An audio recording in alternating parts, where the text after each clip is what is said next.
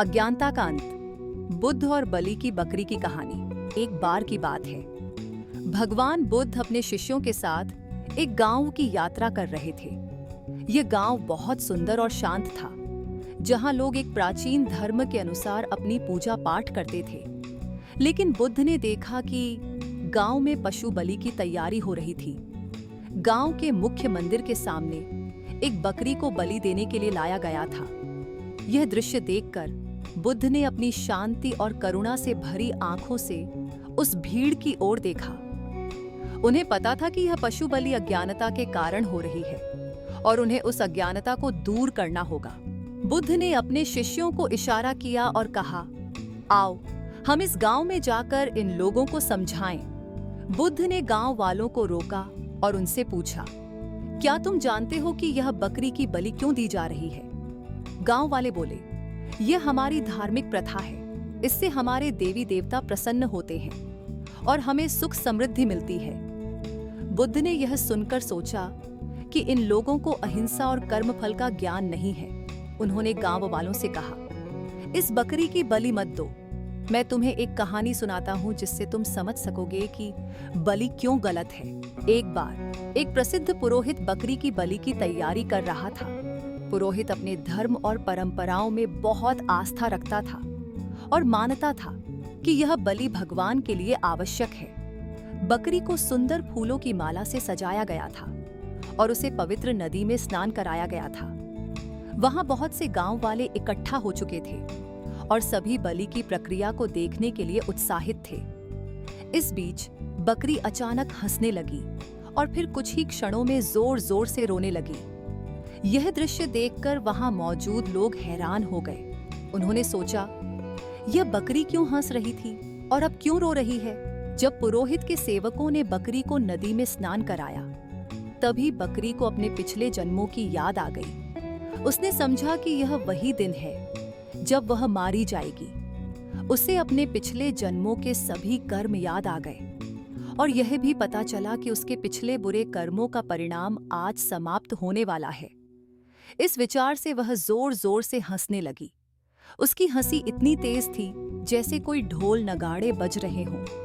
लेकिन जैसे ही बकरी को यह एहसास हुआ कि पुरोहित अज्ञानता में उसे मारने जा रहा है, तो उसे पुरोहित के प्रति करुणा का अनुभव हुआ। उसने देखा कि पुरोहित भी उसी तरह के बुरे कर्मों के चक्र में फंस जाएगा जैसे वह खुद फंसी थी। यही सोचकर बकरी जोर जोर से रोने लगी। बकरी की हंसी और रोने से पुरोहित के सेवक भी चौंक गए। उन्होंने बकरी से पूछा, तू पहले इतनी जोर से हंसी और अब क्यों रो रही है? इसका क्या कारण है? बकरी ने कहा, मैं तुम्हें इसका कारण बताऊंगी, लेकिन पहले मुझे अपने पुरोहित के पास ले चलो। सेवक तुरंत बकरी को पुरोहित के पास ले गए और उन्हें सारी घटना बताई। पुरोहित भी बहुत जिज्ञासु हो गया और बकरी से पूछे, हे बकरी, तू पहले क्यों हंसी और फिर क्यों रोई? बकरी ने कहा, पुरोहित महोदय, एक समय मैं भी एक पुरोहित था जैसे आप हैं। मैं भी बहुत सारे धार्मिक अनुष्ठानों में भाग लेता था और मानता था कि भगवान को प्रसन्न करने के लिए बकरी की बलि देना आवश्यक है। मैंने सैकड़ों बकरियों की बलि दी और सोचा कि इससे मुझे पुण्य मिलेगा।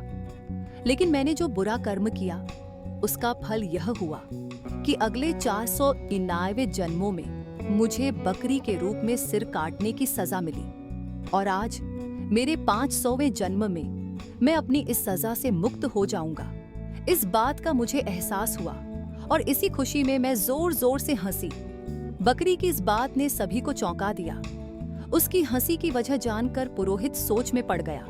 बकरी ने आगे कहा, लेकिन जब मुझे एहसास हुआ कि आप भी उसी अज्ञानता में फंसे हुए हैं और मेरे जैसे बुरे कर्म करने जा रहे हैं, तो मुझे आपके प्रति करुणा आई। मैंने सोचा कि अगर आपने यह बलि दी तो आपको भी अगले 500 जन्मों तक इसी तरह का दंड भुगतना पड़ेगा। इसलिए मेरी हंसी तुरंत रोने में बदल गई। बकरी की बात सुनकर पुरोहित बहुत डर गया। उसे लगा कि बकरी की बातों में सच्चाई है। उसने बकरी से कहा, हे बकरी, मैं तुम्हें नहीं मारूंगा। तुम्हारे द्वारा कही गई बातों ने मुझे सच्चाई का एहसास कराया है। बकरी ने कहा, हे पुरोहित, चाहे आप मुझे मारे या न मारे, आज मेरा सिर अवश्य कटेगा, क्योंकि यह मेरे पिछले कर्मों का परिणाम है। इससे मुझे कोई नहीं बचा सकता। पुरोहित ने कहा, मैं तुम्हें बचाने के लिए पूरी कोशिश करूंगा। मैं तुम्हारी रक्षा करूंगा। बकरी ने कहा, पुरोहित जी, आपके द्वारा दी गई सुरक्षा बहुत कमजोर है। मेरे बुरे कर्मों का फल इतना शक्तिशाली है कि इससे बचना असंभव है। फिर भी पुरोहित ने बलि को रोकने का फैसला किया और अपने सेवकों के साथ बकरी के पीछे पीछे चलने लगा, ताकि वह किसी भी तरह की अनहोनी से बच सके। बकरी गांव के बाहर पहाड़ियों की ओर चली गई। वहां उसे कुछ हरे भरे पत्ते दिखे और वह उन्हें खाने के लिए अपने सिर को ऊपर उठाने लगी। तभी अचानक से आसमान में बादल छा गए और बिजली कड़कने लगी। बिजली की एक जोरदार चमक के साथ एक चट्टान का टुकड़ा टूटकर गिरा और बकरी के सिर पर आ गिरा। बकरी की वहीं तुरंत मृत्यु हो गई और जैसे ही उसकी मृत्यु हुई, बिजली की गड़गड़ाहट भी शांत हो गई। यह दृश्य देखकर पुरोहित और उसके सेवक स्तब्ध रह गए। उन्होंने सोचा, ये कितनी अजीब और दुर्लभ घटना है। बकरी की मृत्यु की खबर जंगल की आग की तरह पूरे गांव में फैल गई। सैकड़ों गांव वाले उस स्थान पर इकट्ठा हो गए और इस विचित्र घटना के बारे में जानने के लिए उत्सुक हो गए। सबको समझ में नहीं आ रहा था कि आखिर यह कैसे हुआ। तभी एक पेड़ पर रहने वाली एक परी प्रकट हुई। वह धीरे धीरे हवा में उड़ते हुए नीचे आई और गांव वालों से कहा, हे लोगों, इस बकरी की मृत्यु एक अद्भुत घटना है, लेकिन इसके पीछे एक महत्वपूर्ण संदेश छिपा हुआ है। यह संदेश है कि किसी भी जीव को मारने का परिणाम हमेशा बुरा होता है। सभी जीवित प्राणी जन्म लेते हैं, बीमार पड़ते हैं, बूढ़े होते हैं और अंत में मरते हैं, लेकिन हर कोई जीना चाहता है, कोई मरना नहीं चाहता। परी ने आगे कहा, जब हम यह नहीं समझते कि सब जीवित प्राणियों का जीवन एक जैसा है, तो हम उन्हें मारने की गलती करते हैं। यह गलती हमारे लिए वर्तमान और भविष्य दोनों में दुखदायी होती है। जब भी हम किसी जीव को मारते हैं, तो हमारे भीतर का एक हिस्सा भी मर जाता है और यह दुख तब तक चलता रहता है जब तक कि हम अपने कर्मों के परिणामों से मुक्त नहीं हो जाते। परी की बातों को सुनकर गांव वाले बहुत प्रभावित हुए। उन्होंने समझ लिया कि पशु बलि देना एक गलत और हानिकारक कर्म है। उन्होंने अपनी अज्ञानता को त्याग दिया और भविष्य में किसी भी जीव को न मारने का संकल्प लिया। इस प्रकार भगवान बुद्ध के माध्यम से गांव वालों ने अपनी गलती को समझा और सही रास्ते पर चलने का निर्णय लिया।